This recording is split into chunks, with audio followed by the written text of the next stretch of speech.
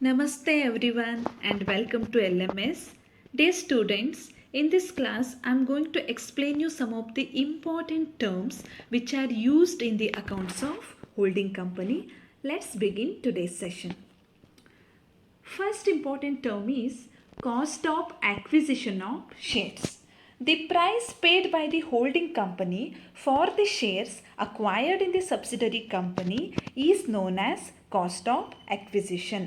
Subsidiary ಕಂಪನಿಯಲ್ಲಿ ಶೇರ್ಸನ್ನು acquire ಮಾಡಿದ್ದಕ್ಕಾಗಿ ಹೋಲ್ಡಿಂಗ್ ಕಂಪನಿ ಏನು ಪ್ರೈಸನ್ನು ಪೇ ಮಾಡುತ್ತಲ್ವ, that price is known as cost of acquisition of shares. Next term is cost of control.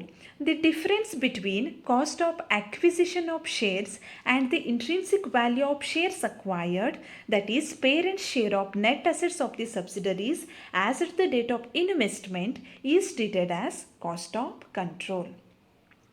ಇಲ್ಲಿ ಕಾಸ್ಟ್ ಆಫ್ ಕಂಟ್ರೋಲ್ ಅಂದರೆ it is the difference between two terms. First one is cost of acquisition of shares and intrinsic value of shares acquired. ಈ ಎರಡು things ನಡುವೆ ಇರುವಂಥ ಡಿಫ್ರೆನ್ಸಿಗೆ ನಾವೇನಂತ ಹೇಳ್ತೇವೆ, cost of control ಅಂತ ಹೇಳ್ತೇವೆ. ಸೊ ಈ ಎರಡು ಟರ್ಮ್ಗಳನ್ನು ನಾವು ಸರಿಯಾಗಿ ಅಂಡರ್ಸ್ಟ್ಯಾಂಡ್ ಮಾಡ್ಕೋಬೇಕು.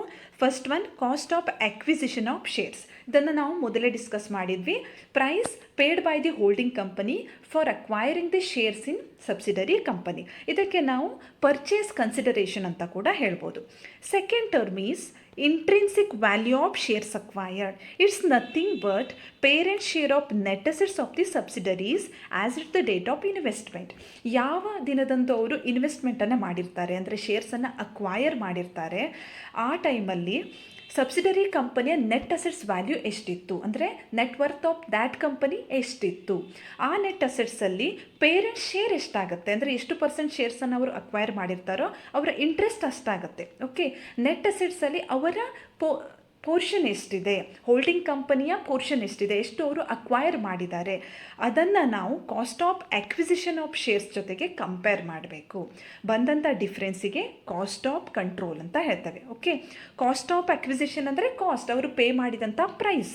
ಇಂಟ್ರಿನ್ಸಿಕ್ ವ್ಯಾಲ್ಯೂ ಅಂದರೆ ಅವರ ಇನ್ವೆಸ್ಟ್ಮೆಂಟಿನ ವ್ಯಾಲ್ಯೂ, ಅಂದರೆ ಅವ್ರು ಏನನ್ನು ಪಡಿತಾರೆ ಇನ್ವೆಸ್ಟ್ಮೆಂಟ್ ಮಾಡಿದ ನಂತರ, they will ಗ್ಯಾಟ್ net assets of the that company. ಹೌದಾ, ಆ ಕಂಪನಿಯ ನೆಟ್ ಅಸೆಟ್ಸಿನ ಒಂದು ಪೋರ್ಷನನ್ನು ಅವರು ಪಡಿತಾರೆ. So that is the value of their investment.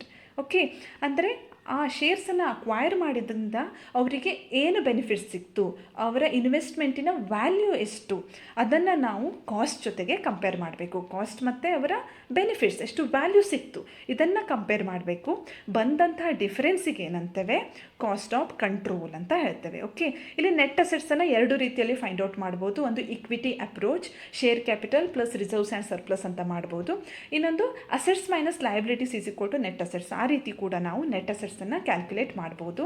ಈ ನೆಟ್ ಅಸೆಟ್ಸಲ್ಲಿ ಹೋಲ್ಡಿಂಗ್ ಕಂಪನಿಯ ಶೇರ್ ಎಷ್ಟಿದೆ, ಅಂದರೆ that is the value of their investment, ಅದನ್ನು ಅವರು ಪೇ ಮಾಡಿದ ಪ್ರೈಸ್ ಜೊತೆಗೆ ನಾವು ಕಂಪೇರ್ ಮಾಡಬೇಕು. That is cost of acquisition of shares.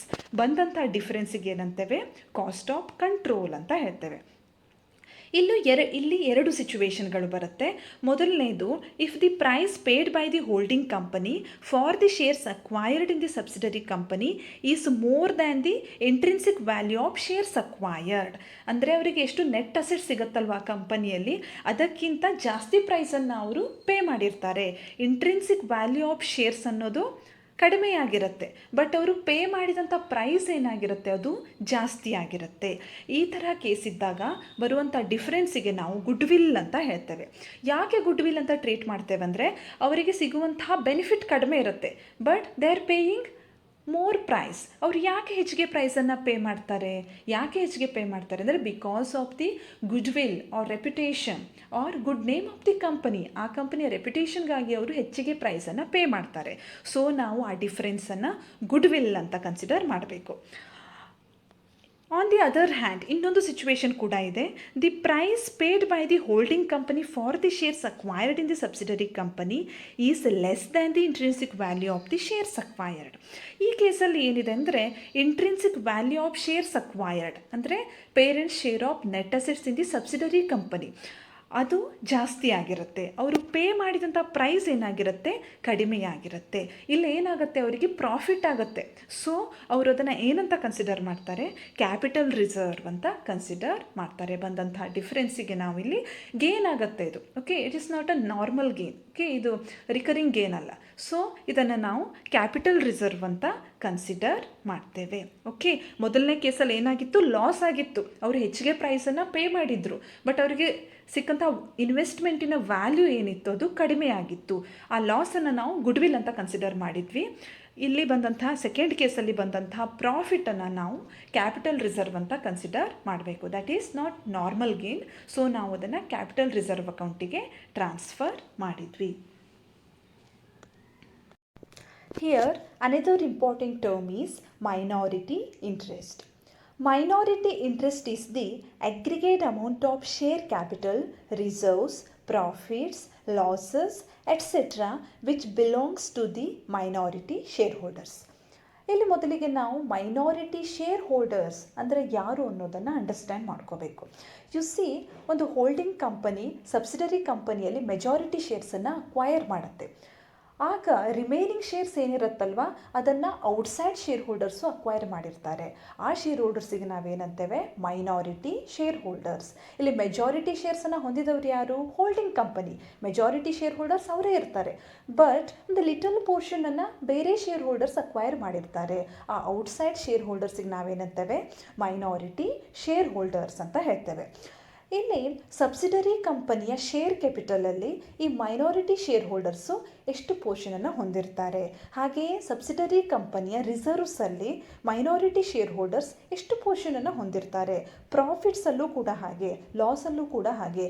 ಈ ರೀತಿ ಮೈನಾರಿಟಿ ಶೇರ್ ಹೋಲ್ಡರ್ಸ್ ಸಬ್ಸಿಡರಿ ಕಂಪನಿಯಲ್ಲಿ ಎಷ್ಟು ಇಂಟ್ರೆಸ್ಟನ್ನು ಹೊಂದಿರ್ತಾರೆ, ಇವುಗಳನ್ನು ಅಗ್ರಿಗೇಟ್ ಅಮೌಂಟನ್ನು ನಾವು ಮೈನಾರಿಟಿ ಇಂಟ್ರೆಸ್ಟ್ ಅಂತ ಹೇಳ್ತೇವೆ. ಓಕೆ, ಇಲ್ಲಿ ಪ್ರತಿಯೊಂದನ್ನು ನಾವು ಡೀಟೇಲ್ ಆಗಿ ಮುಂದೆ ಕಲಿಯೋಣ.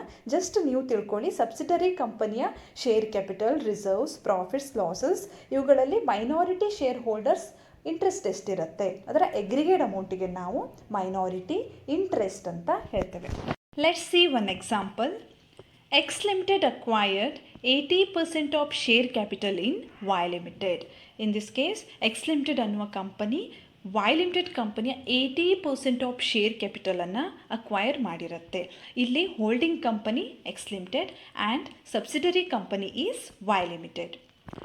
Imagine this is Y Limited subsidiary company ಅಂತ ತಿಳಿರಿ.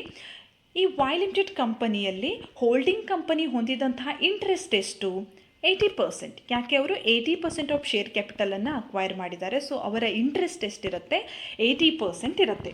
ಇದಕ್ಕೆ ನಾವು ಕಂಟ್ರೋಲಿಂಗ್ ಇಂಟ್ರೆಸ್ಟ್ ಅಂತ ಹೇಳ್ತೇವೆ. ಯಾಕೆಂದರೆ ಅವರು ಮೆಜಾರಿಟಿ ಆಫ್ ಶೇರ್ಸನ್ನು ಹೊಂದಿದ್ದಾರೆ. ಸೊ ಕಂಟ್ರೋಲಿಂಗ್ ಇಂಟ್ರೆಸ್ಟ್ ಯಾರದಿರುತ್ತೆ, ಹೋಲ್ಡಿಂಗ್ ಕಂಪನಿಯವ್ರದ್ದು ಇರುತ್ತೆ. ಶೇರ್ ಆಫ್ ಎಕ್ಸ್ ಲಿಮಿಟೆಡ್ ಅಂತ ಕೂಡ ನಾವು ಇದಕ್ಕೆ ಹೇಳ್ಬೋದು. ಹಾಗಿದ್ರೆ ರಿಮೈನಿಂಗ್ 20%ಅನ್ನು ಯಾರು ಹೊಂದಿರ್ತಾರೆ, ಓಕೆ, ರಿಮೈನಿಂಗ್ 20%ಅನ್ನು ಔಟ್ಸೈಡ್ ಶೇರ್ ಹೋಲ್ಡರ್ಸ್ ಹೊಂದಿರ್ತಾರೆ, ಹೌದಲ್ವಾ. Y Limited ಕಂಪನಿ 80% ಆಫ್ ಶೇರ್ಸನ್ನು ಎಕ್ಸ್ ಲಿಮಿಟೆಡ್ ಹೊಂದಿದೆ. ಹಾಗಿದ್ರೆ ರಿಮೈನಿಂಗ್ 20% ಆಫ್ ಶೇರ್ಸನ್ನು ಯಾರು ಹೊಂದಿರ್ತಾರೆ, ಮೈನಾರಿಟಿ ಶೇರ್ ಹೋಲ್ಡರ್ಸ್. ಅವರಿಗೆ ನಾವು ಔಟ್ಸೈಡ್ ಶೇರ್ ಹೋಲ್ಡರ್ಸ್ ಅಂತ ಹೇಳ್ತೇವೆ. ಬಟ್ ಅವರು ಕೂಡ ಶೇರ್ ಹೋಲ್ಡರ್ಸ್, ಆದರೆ ಈ 20%ಅನ್ನು ಹೋಲ್ಡಿಂಗ್ ಕಂಪನಿ ಹೊಂದಿರೋದಿಲ್ಲ.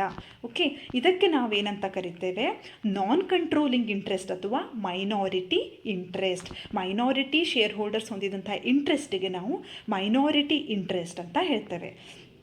ಇಲ್ಲಿ ಸಬ್ಸಿಡರಿ ಕಂಪನಿ Y ಲಿಮಿಟೆಡಿನ ಶೇರ್ ಕ್ಯಾಪಿಟಲ್ ಇರ್ಬೋದು, ರಿಸರ್ವ್ಸ್ ಇರ್ಬೋದು, ಪ್ರಾಫಿಟ್ಸ್ ಇರ್ಬೋದು, ಲಾಸಸ್ ಇರ್ಬೋದು, ಇವೆಲ್ಲವುಗಳಲ್ಲೂ ಕೂಡ ಹೋಲ್ಡಿಂಗ್ ಕಂಪನಿಯ ಶೇರ್ ಎಷ್ಟಿರುತ್ತೆ, 80% ಇರುತ್ತೆ.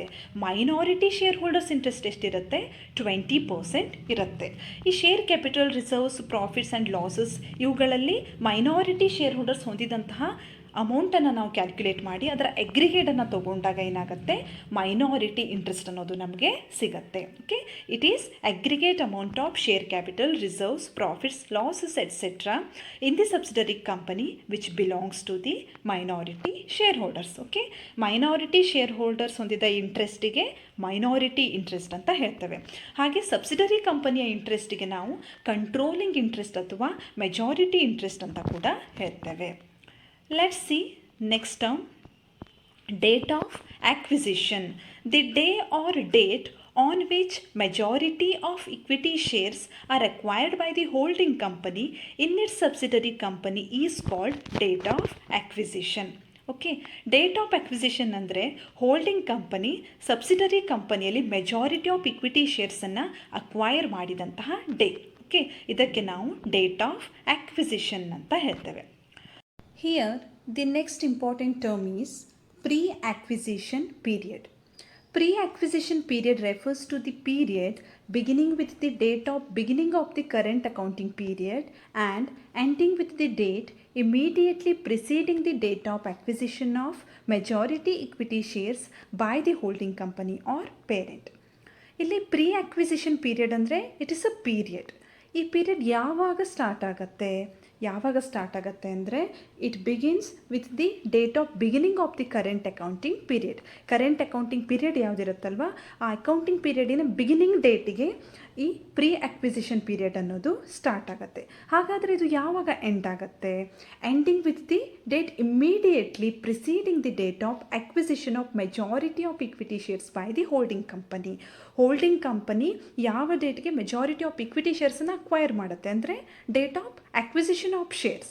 ಆ ಡೇಟ್ ಆಫ್ ಅಕ್ವಿಸಿಷನ್ನಿನ ಇಮ್ಮಿಡಿಯೇಟ್ಲಿ ಹಿಂದಿನ ದಿನ ಇದು ಮುಕ್ತಾಯ ಆಗುತ್ತೆ. Okay, it begins with the date of beginning of the current accounting period and it ending with the date of immediately preceding the date of acquisition. Okay, ಇದಕ್ಕೆ ನಾವು ಪ್ರೀ ಅಕ್ವಿಸಿಷನ್ ಪೀರಿಯಡ್ ಅಂತ ಹೇಳ್ತೇವೆ.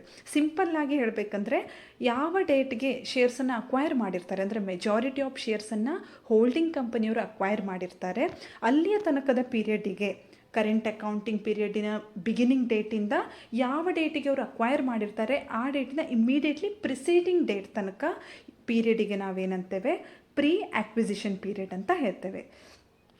Post acquisition period, next important term. Post acquisition period refers to the period beginning with the date of acquisition of majority of equity shares by the holding company or parent and ending with the date on which the current accounting period ends. Post acquisition period ಅಂದರೆ it begins with the date of acquisition of shares. Majority of ಶೇರ್ಸನ್ನು holding ಕಂಪನಿಯವರು ಯಾವ ಡೇಟಿಗೆ acquire ಮಾಡಿರ್ತಾರೆ ಆ ಡೇಟಿಂದ post acquisition period ಅನ್ನೋದು start ಆಗುತ್ತೆ. ಹಾಗಿದ್ರೆ ಅದು ಯಾವಾಗ ಎಂಡ್ ಆಗುತ್ತೆ, ಯಾವಾಗ ಮುಕ್ತಾಯ ಆಗುತ್ತೆ? It is ending with the date on which the current accounting period ends.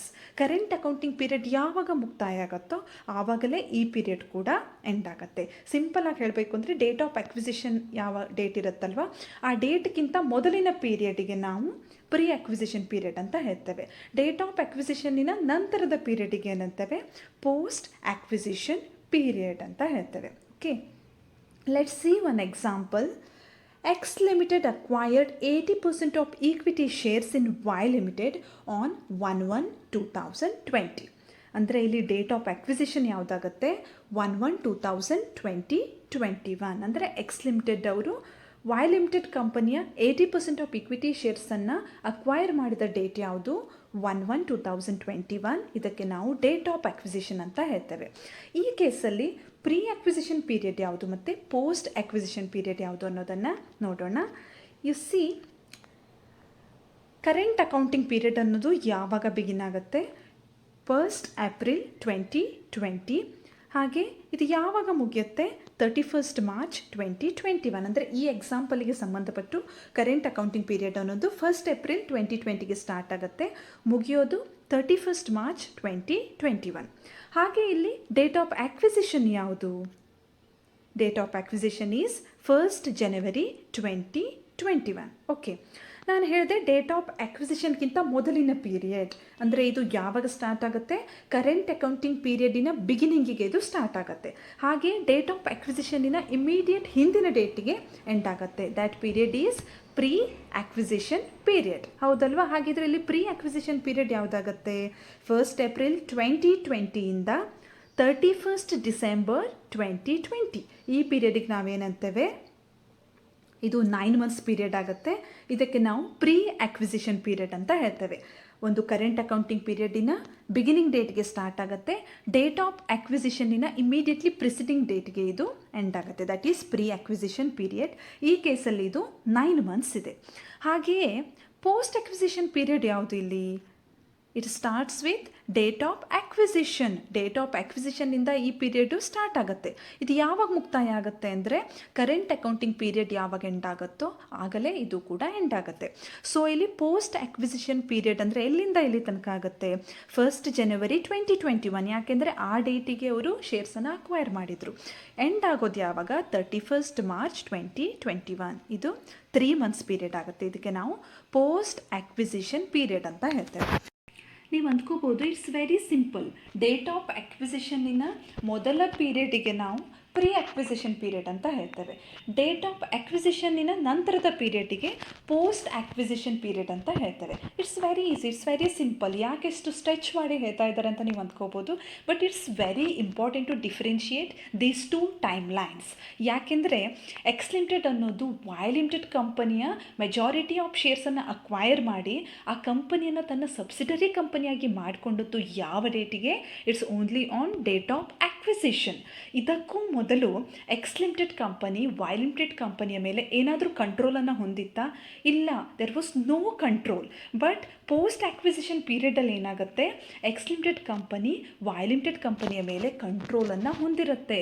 So it's very important to differentiate these 2 periods. ಮುಂದೆ ನಾವು ಏನೇ ಅಡ್ಜಸ್ಟ್ಮೆಂಟ್ ಮಾಡಲಿ, ಏನೇ ಅನಾಲಿಸಿಸ್ ಮಾಡಲಿ, ನಮಗೆ ಈ 2 ಪೀರಿಯಡ್ಗಳ ಡಿಫ್ರೆನ್ಷಿಯೇಷನ್ ಭಾಳ ಇಂಪಾರ್ಟೆಂಟ್ ಆಗುತ್ತೆ. ಓಕೆ, ಪ್ರತಿಯೊಂದು ಪ್ರಾಬ್ಲಮಲ್ಲೂ ಕೂಡ ನಾವು ಈ 2 ಪೀರಿಯಡ್ಗಳನ್ನು ಕ್ಲಿಯರಾಗಿ ಐಡೆಂಟಿಫೈ ಮಾಡಬೇಕಾಗತ್ತೆ. ಎಲ್ಲ ಅನಾಲಿಸಿಸ್ಗಳು ಕೂಡ ಇದರ ಮೇಲೆ ಡಿಪೆಂಡ್ ಆಗಿರ್ತವೆ. ಅಂಡರ್ಸ್ಟ್ಯಾಂಡ್ ಆಯ್ತಲ್ವಾ?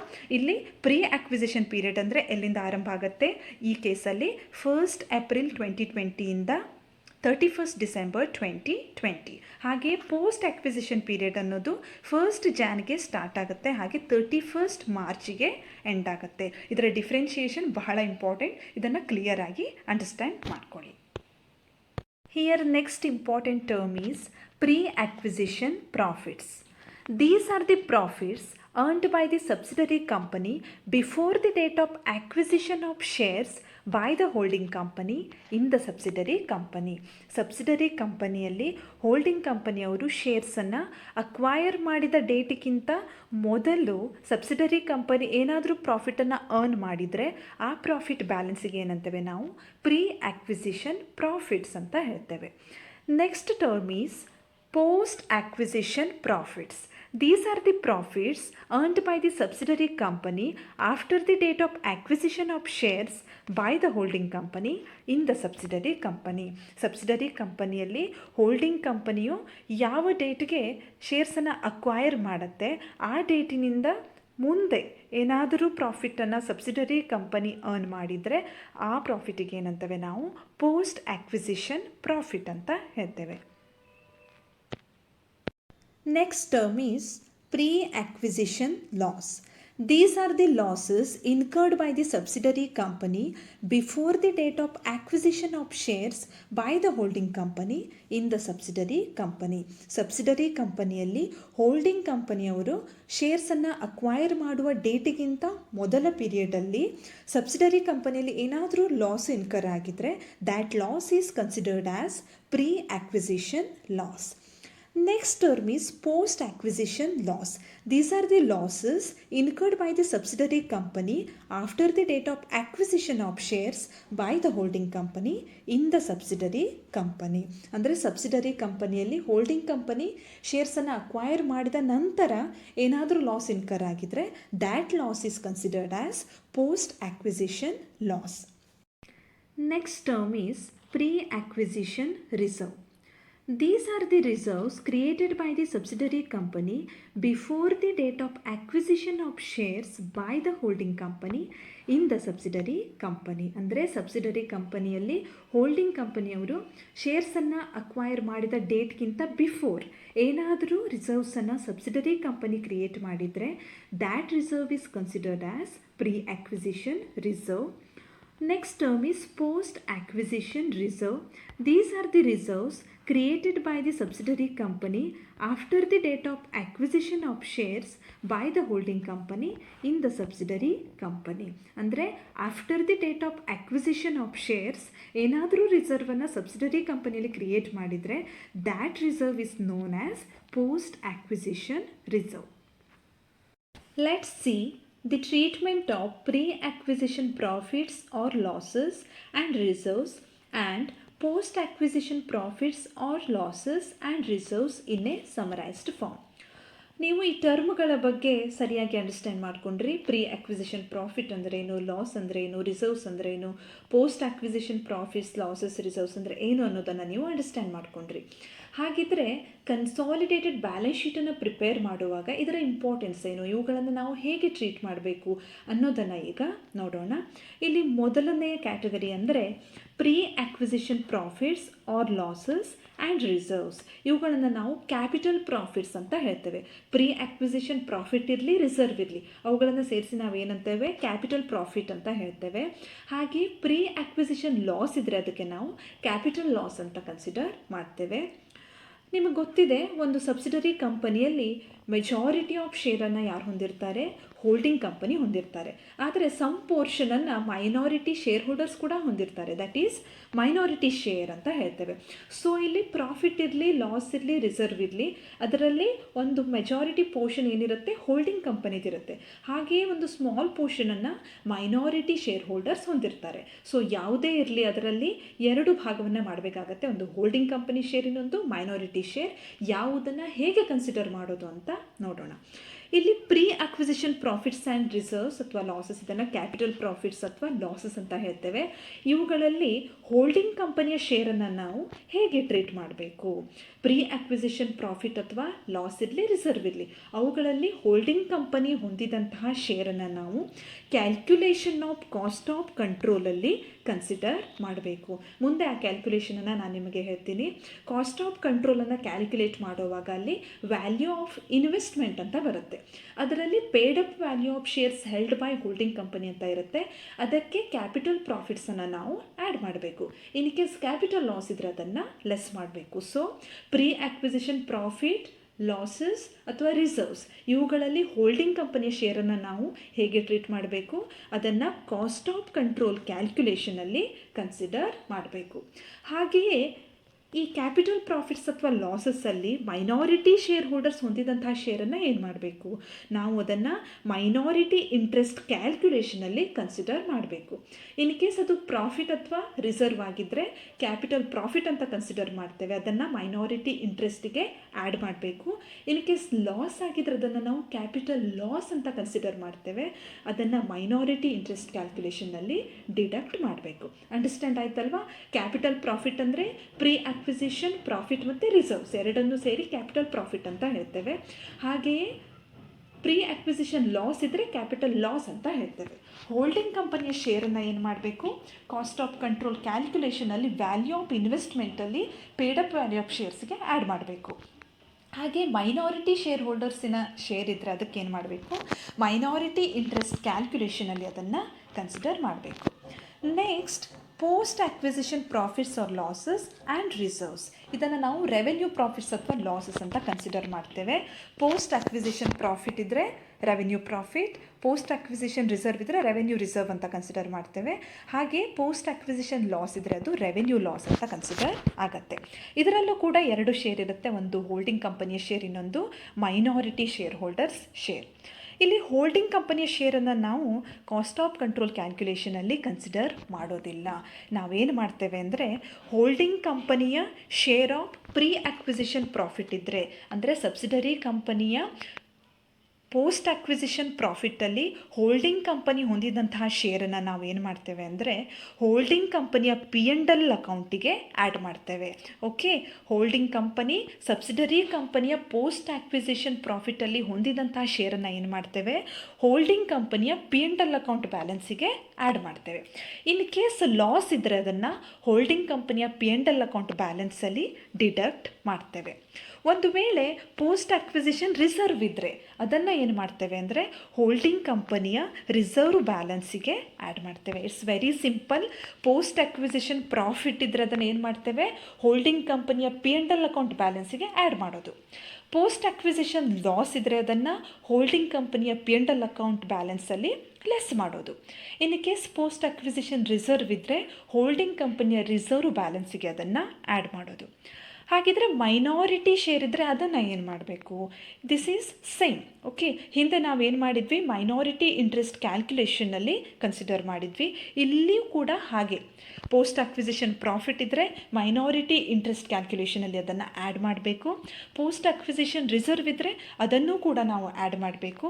ಪೋಸ್ಟ್ ಅಕ್ವಿಸಿಷನ್ ಲಾಸ್ ಇದ್ದರೆ ಅದನ್ನು ಡಿಡಕ್ಟ್ ಮಾಡಬೇಕು. ಇಟ್ಸ್ ವೆರಿ ಸಿಂಪಲ್, ಸರಿಯಾಗಿ ಅಂಡರ್ಸ್ಟ್ಯಾಂಡ್ ಮಾಡ್ಕೊಳ್ಳಿ. ಯಾಕೆಂದರೆ ಪ್ರತಿಯೊಂದು ಕ್ಯಾಲ್ಕುಲೇಷನಲ್ಲೂ ಪ್ರತಿಯೊಂದು ಪ್ರಾಬ್ಲಮಲ್ಲೂ ಕೂಡ ಇಟ್ಸ್ ವೆರಿ ಇಂಪಾರ್ಟೆಂಟ್ ಯಾವುದನ್ನು ಹೇಗೆ ನಾವು ಟ್ರೀಟ್ ಮಾಡಬೇಕು.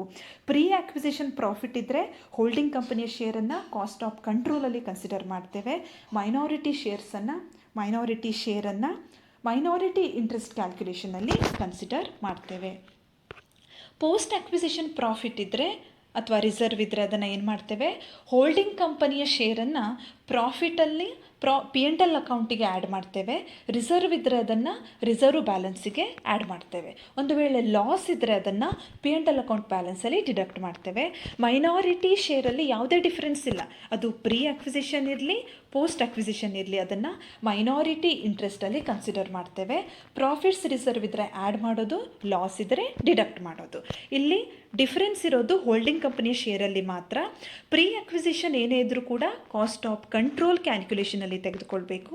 ಪೋಸ್ಟ್ ಅಕ್ವಿಸಿಷನ್ ಇದ್ದರೆ ಪ್ರಾಫಿಟ್ ಇದ್ದರೆ ಪಿ ಎನ್ ಎಲ್ ಅಕೌಂಟ್ ಬ್ಯಾಲೆನ್ಸ್ಗೆ ಆ್ಯಡ್ ಮಾಡೋದು, ಲಾಸ್ ಇದ್ದರೆ ಡಿಡಕ್ಟ್ ಮಾಡೋದು, ರಿಸರ್ವ್ ಇದ್ದರೆ ರಿಸರ್ವ್ ಬ್ಯಾಲೆನ್ಸಿಗೆ ಆ್ಯಡ್ ಮಾಡೋದು. Okay, I hope you have understood these things. Next, intercompany eliminations. It means eliminations of amount payable by holding company to its subsidiary or by subsidiary to its holding company, including the elimination of unrealized profit. Dear students, consolidated financial ಸ್ಟೇಟ್ಮೆಂಟನ್ನು ನಾವು ಹೇಗೆ prepare ಮಾಡ್ತೇವೆ ಅಂದರೆ, ಒಂದು ಗ್ರೂಪಿನ under ಬರುವಂಥ ಎಲ್ಲ ಕಂಪನಿಗಳನ್ನು ಅಂದರೆ ಹೋಲ್ಡಿಂಗ್ ಕಂಪನಿ ಮತ್ತು ಅದರ ಸಬ್ಸಿಡರಿ ಕಂಪನಿಗಳನ್ನು ಒಂದೇ ಸಿಂಗಲ್ ಎಕನಾಮಿಕ್ ಎಂಟಿಟಿ ಅಂತ ಕನ್ಸಿಡರ್ ಮಾಡಿ ಕನ್ಸಾಲಿಡೇಟೆಡ್ ಫೈನಾನ್ಷಿಯಲ್ ಸ್ಟೇಟ್ಮೆಂಟನ್ನು ಪ್ರಿಪೇರ್ ಮಾಡ್ತೇವೆ.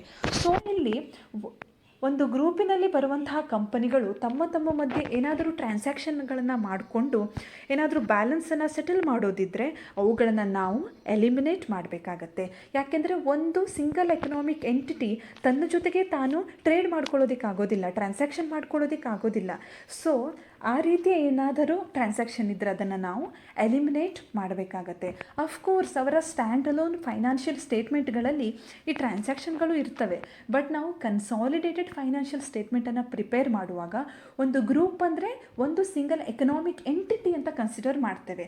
ಸೊ ಈ ಕಂಪನಿಗಳ ಮಧ್ಯೆ ಏನಾದರೂ ಟ್ರಾನ್ಸಾಕ್ಷನ್ ಆಗಿದ್ದರೆ ಅದರ ಇಫೆಕ್ಟ್ಗಳನ್ನು ನಾವೇನು ಮಾಡಬೇಕಾಗತ್ತೆ, ಎಲಿಮಿನೇಟ್ ಮಾಡಬೇಕಾಗತ್ತೆ. ಇದಕ್ಕೆ ನಾವೇನಂತೇವೆ, ಇಂಟರ್ ಕಂಪನಿ ಎಲಿಮಿನೇಷನ್ಸ್ ಅಂತ ಹೇಳ್ತೇವೆ. ಈ ಇಂಟರ್ ಕಂಪನಿ ಎಲಿಮಿನೇಷನ್ಸ್ಗಳಲ್ಲಿ ಅನೇಕ ಟೈಪ್ಸ್ಗಳಿವೆ. ಇವುಗಳಲ್ಲಿ ಮೊದಲನೇದು ಅಂದರೆ inter company debtors and creditors.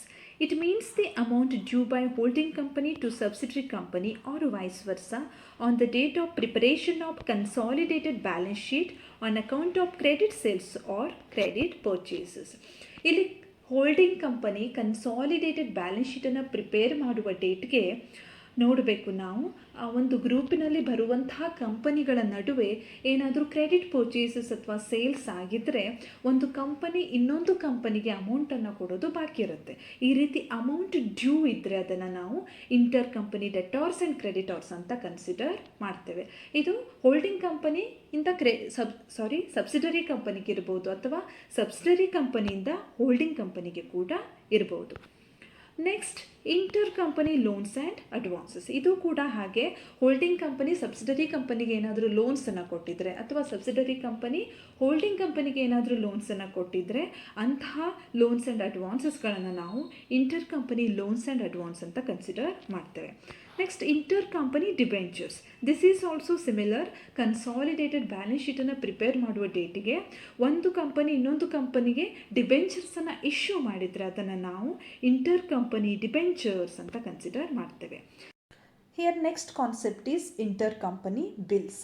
It is the amount of bills due from one company to other company on the date of preparation of consolidated balance sheet. ಅಂದರೆ consolidated balance ಶೀಟನ್ನು prepare ಮಾಡುವ ಡೇಟಿಗೆ ಒಂದು ಕಂಪನಿಯಿಂದ ಇನ್ನೊಂದು ಕಂಪನಿಗೆ ಏನಾದರೂ ಬಿಲ್ಸ್ ಡ್ಯೂ ಇದ್ದರೆ that amount is considered as inter company bills. Okay, it may be from holding company to subsidiary company or from subsidiary company to holding company. Next concept is unrealised profit. ಇಲ್ಲಿ unrealised profit ಅನ್ನೋದು ಯಾವಾಗ rise ಆಗುತ್ತೆ ಅಂದರೆ, ಒಂದು ಗ್ರೂಪಿನಲ್ಲಿ ಬರುವಂಥ ಕಂಪನಿಗಳು ತಮ್ಮ ಮಧ್ಯೆ ಟ್ರೇಡ್ ಟ್ರಾನ್ಸಾಕ್ಷನ್ಗಳನ್ನು ಮಾಡಿಕೊಂಡಾಗ, for example holding company subsidiary ಕಂಪನಿಗೆ ಗೂಡ್ಸನ್ನು ಎಟ್ ಅ ಪ್ರಾಫಿಟ್ ಸೇಲ್ ಮಾಡಿರುತ್ತೆ. ಓಕೆ, ಆಗ ಪರ್ಚೇಸ್ ಮಾಡಿದಂಥ ಸಬ್ಸಿಡರಿ ಕಂಪನಿ ಅದನ್ನು ಪೂರ್ತಿಯಾಗಿ ಸೇಲ್ ಮಾಡದೇ ಇದ್ದರೆ ಅದೇನಾಗಿರುತ್ತೆ, ಆ ಕಂಪನಿಯ ಸ್ಟಾಕಲ್ಲಿ ಹಾಗೆಯೇ ಇರುತ್ತೆ. ಇಂತಹ ಕೇಸಲ್ಲಿ ಅನ್ರಿಯಲೈಸ್ಡ್ ಪ್ರಾಫಿಟ್ ಅನ್ನೋದು ಅರೈಸ್ ಆಗುತ್ತೆ. ಇದನ್ನು ನಾವು ಎಲಿಮಿನೇಟ್ ಮಾಡಬೇಕಾಗತ್ತೆ. Next concept undervaluation of assets. Undervaluation of assets ಯಾವಾಗ ರೈಸ್ ಆಗುತ್ತೆ ಅಂದರೆ, if values of assets are shown less than the actual value. ಅಂದರೆ ಆ್ಯಕ್ಚುವಲ್ ವ್ಯಾಲ್ಯೂಗಿಂತ ಕಡಿಮೆ ವ್ಯಾಲ್ಯೂದಲ್ಲಿ ಅಸೆಟ್ಸನ್ನು ಶೋ ಮಾಡಿದರೆ ಅದಕ್ಕೆ ನಾವು ಅಂಡರ್ ವ್ಯಾಲ್ಯೂಷನ್ ಆಫ್ ಅಸೆಟ್ಸ್ ಅಂತ ಹೇಳ್ತೇವೆ. Next, over valuation of assets. If values of the assets are shown more than the actual value, it is called over valuation of assets. Actual ವ್ಯಾಲ್ಯೂಗಿಂತ ಹೆಚ್ಚಿಗೆ ವ್ಯಾಲ್ಯೂದಲ್ಲಿ ಅಸೆಟ್ಸನ್ನು ಶೋ ಮಾಡಿದರೆ ಅದಕ್ಕೆ ನಾವು ಓವರ್ ವ್ಯಾಲ್ಯೂಷನ್ ಆಫ್ ಅಸೆಟ್ಸ್ ಅಂತ ಹೇಳ್ತೇವೆ. Next, effects to be given for the inter company eliminations in the consolidated statements. ನಾವು inter company eliminations ಬಗ್ಗೆ ಡಿಸ್ಕಸ್ ಮಾಡಿದ್ವಿ. ಇದರಲ್ಲಿ inter company debtors, creditors, bills, unrealised profit ಇವುಗಳನ್ನು ನೋಡಿದ್ವಿ.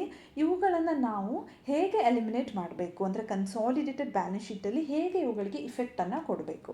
Let's see one by one. First one, inter company debtors and creditors.